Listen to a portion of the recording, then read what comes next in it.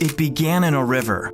There, God said, "This is my Son, chosen and marked by my love."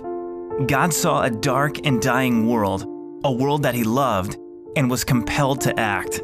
So he sent his only Son. It continued on a lake. From the shore, Jesus called those with whom he would share his mission. He said, "I will make you fishers of men." Compelled by his love, they gave up everything and followed him.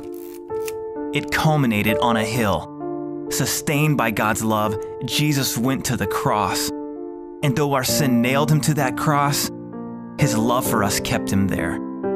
God's love took a symbol of death and shame and turned it into a symbol of hope.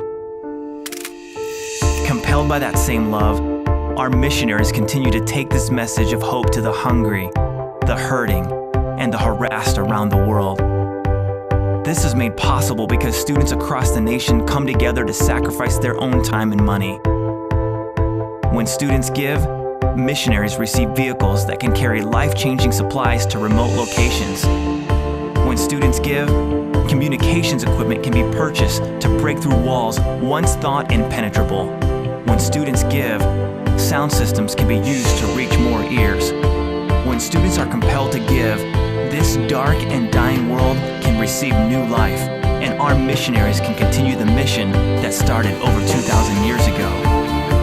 It began in a river, and it continues where you stand today. God, compelled by love, sent his only Son.